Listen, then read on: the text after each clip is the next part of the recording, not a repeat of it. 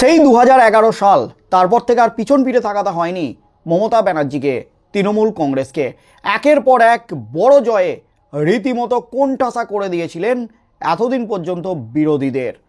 রীতিমতো বাম শূন্য হয়ে গেছে পশ্চিমবঙ্গে। বিজেপি 2021-এর বিধানসভা নির্বাচনে 2019-এর লোকসভা ভোটের পর থেকে রাজ্যে মাথাচাড়া দিয়ে উঠলেও 21-এর নির্বাচনের পর থেকে তাদের কিন্তু রীতিমতো কোমর ভেঙে দিয়েছেন মমতা ব্যানার্জি। তৃণমূলের কাছে ধরাশায়ী হয়েছে, পর্যুদস্ত হয়েছে বাম, বিজেপি, কংগ্রেস সমস্ত দল। তার মধ্যেই কিন্তু লোকসভা ভোটে বড় জয় পেয়েছে তৃণমূল কংগ্রেস। যেখানে বিজেপি দাবি করেছিল 30 থেকে 35টি আসনের, সেখানে তৃণমূল পেয়েছে 29টি আসন এবং বিজেপিতে থেমে যেতে হয়েছে 12টি আসনে। আর তার মধ্যেই কিন্তু একের পর এক নির্বাচনে বড় জয় পাচ্ছে তৃণমূল কংগ্রেস। কিন্তু এবার খেলাটা ঘুরে গেল। এবার কিন্তু হেরে গোহারা তৃণমূল কংগ্রেস। চরম অস্বস্তিতে মমতা ব্যানার্জি। লাল ঝড়ে রীতিমতো উড়ে গেল তৃণমূল। লাল ঝড়ে, বাম ঝড়ে পর্যুদস্ত তৃণমূল কংগ্রেস। যা ঘটল তাতেই কিন্তু তুমুল হইচই পড়ে গেল একেবারে গোটা রাজ্যে। বড় জয় পেল বামেরা। হুগলির পান্ডুয়ার ইটাচুনা মন্দারণ সমবায় কৃষি উন্নয়ন সমিতি লিমিটেডের নির্বাচনে জয়ী হলো বাম সমর্থিত প্রার্থীরা। সমবায় মোট আসন সংখ্যা 12টি। তার মধ্যে আগেই একটি আসনে বিনা প্রতিদ্বন্দ্বিতায় জয়লাভ করেছিল বাম প্রার্থী। বাকি 11টি আসনের মধ্যে তৃণমূল ও সিপিএম সবকটি আসনই প্রার্থী দিয়েছিল। যদিও রাজ্যের প্রধান বিরোধী দল বিজেপি এখানে প্রার্থী দিতেই পারেনি। সকাল 9টা থেকে শুরু হয় ভোট গ্রহণ, শেষ হয় বিকেল 3টে। এরপর ভোটের গণনা হয়। ফল বেরোতে দেখা যায় পশ্চিমবঙ্গ সমবায় বাঁচাও মঞ্চের সদস্যরা 11টি আসনই জয়লাভ করেছে। রাজ্যের শাসক দল একটি আসনও জয়লাভ করতে পারেনি। টানটান উত্তেজনায় চলে ভোট গ্রহণ। ছিল কড়া পুলিশে ব্যবস্থা। ফল ঘোষণার পরই উচ্ছ্বাসে ফেটে পড়েন বাম সমর্থিত প্রার্থীরা। সিপিআইএম হুগলি জেলা সম্পাদক মণ্ডলীয় সদস্য তথা পান্ডুয়ার প্রাক্তন বিধায়ক আমজাদ হোসেন বলেন, মন্দারণে সমবায় নির্বাচনে পশ্চিমবঙ্গ সমবায় বাঁচাও মঞ্চের পক্ষ থেকে মোট 12টি আসনে প্রতিদ্বন্দ্বিতা করা হয়। 12টি আসনেই জয়লাভ করেছি আমরা। তৃণমূল একটি আসনও জয়লাভ করতে পারেনি, বিজেপি প্রার্থী দিতে পারেনি। এই জয় মানুষের জয়। এই এলাকার গণতন্ত্র প্রিয় মানুষ যাদের ভোট দিয়ে জিতিয়েছেন তাদের ধন্যবাদ জানাই। সুষ্ঠুভাবে ভোট হলে বাম প্রার্থীরা এভাবেই আগামী দিনে দিকে দিকে জয়লাভ করবে।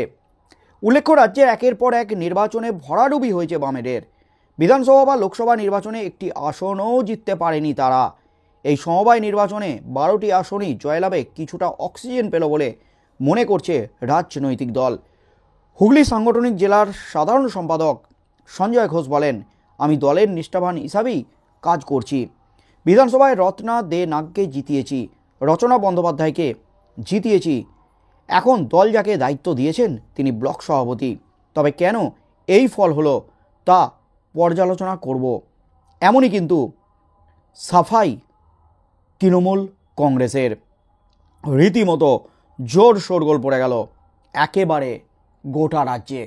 হুগলিতে হেরে গুহারা, খাতা খুলতে পারল না তৃণমূল কংগ্রেস এবং বিজেপি। বিজেপি প্রার্থী দিতেই পারেনি।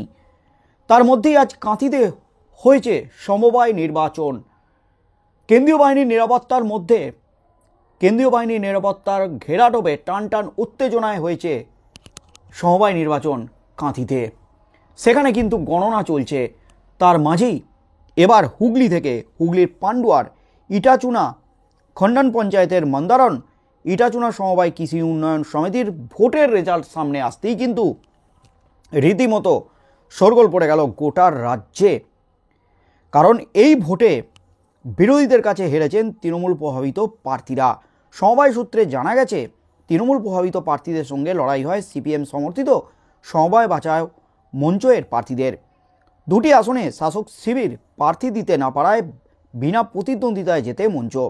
বাকি 10টি আসনে ভোট হয়। সব কটিতেই হারেন তৃণমূলপন্থী প্রার্থীরা। পান্ডুয়ার প্রাক্তন সিপিএম বিধায়ক তিনি যা বলেন, এই জয় মানুষের জয়, মেহনতি মানুষের জয়। প্রান্তিক চাষিরা ভোট দিয়ে প্রগতিশীল শক্তিকে জিতিয়ে নিজেদের হাত শক্ত করেছেন। তৃণমূল নানা জায়গায় গা জোয়ারি করলেও এখানে পারেনি বলেই হেরেছে। ইটাচুন খন্নান পঞ্চায়েতের ক্ষমতায় রয়েছে সিপিএম কংগ্রেস জোট। পঞ্চায়েতের 22টি আসনের মধ্যে তৃণমূলের দখলে 10টি, সিপিএমের 8টি, কংগ্রেসের 3টি, অন্যটি নির্দলের।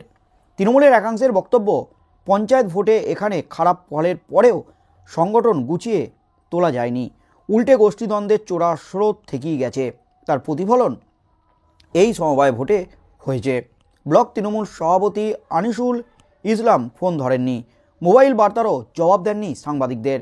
তৃণমূল নেতা সঞ্জয় ঘোষ বলেন, সমবায় ভোটে ব্লক সভাপতি দায়িত্বে ছিলেন। তৃণমূল বিধায়ক রত্না দে নাগ বলেন, সমবায় নির্বাচনে হার নিয়ে কর্মীদের সঙ্গে আলোচনা করব। যেখানে রাজ্যে বিধানসভা নির্বাচন, পঞ্চায়েত নির্বাচনে কিছুটা হলেও দাঁত ফোটাতে পেরেছে বাম কংগ্রেস, কিন্তু বিধানসভা নির্বাচন এবং লোকসভা নির্বাচনে দাঁত ফোটাতেই পারেনি সিপিআইএম বাম প্রার্থীরা। যেখানে বামেদের শূন্য বলে বারবার কটাক্ষ করে তৃণমূল কংগ্রেস শাসক শিবির, সেখানে এই সমবায় নির্বাচনে একেবারে 12-0 ভোটে পরাজিত করে রীতিমতো গোটা রাজ্যে শোরগোল ফেলে দিয়েছে। লাল ঝড়ে রীতিমতো কুপকাত, ধরাশায়ী তৃণমূল কংগ্রেস। আর এই জয়ের পরেই কি এবার কিছুটা হলেও অস্বস্তি বাড়ল কালীঘাটের? কারণ সামনেই একেবারে 2026-এর বিধানসভা নির্বাচন আসছে। আর এই বিধানসভা নির্বাচনের আগে বামেদের এই উত্থান, কারণ ছোট ছোট এলাকা থেকেই উত্থান হতে হতে রীতিমতো বিধানসভা এবং লোকসভার দিকে আগাতে পারে বামেরা ফের। তাই বামেদের উত্থান কি ফের গলার কাঁটা হবে কালীঘাটের? আর এই জয়ে কিন্তু বাড়তি অক্সিজেন জোগালো বামেদের। বিজেপি এখানে প্রার্থী দিতেই পারেনি, এমনই কিন্তু খবর উঠে আসছে। তার মধ্যে আজ কাঁথিতে সমবায় নির্বাচনের গণনা কিন্তু চলছে টান টান উত্তেজনার মধ্য দিয়ে। সেখানে কারা জয়লাভ করে, কারণ কেন্দ্রীয় বাহিনীর ঘেরাটোপে হয়েছে এই নির্বাচন। বন্ধুরা, আপনারা কি বলবেন? হুগলির পান্ডুয়ায় সমবায় নির্বাচনে 12-0-তে হারালো তৃণমূল কংগ্রেসকে বাম প্রার্থীরা। বন্ধুরা, আপনাদের মতামত অবশ্যই আমাদের কমেন্ট বক্সে কমেন্ট করে জানান। আগামী দিনে কি হতে চলেছে এবং কাঁথি যে সমবায় নির্বাচন, সেই নির্বাচনের ফলাফল কি আসতে চলেছে, সেদিকেই চোখ থাকবে গোটা রাজ্যের।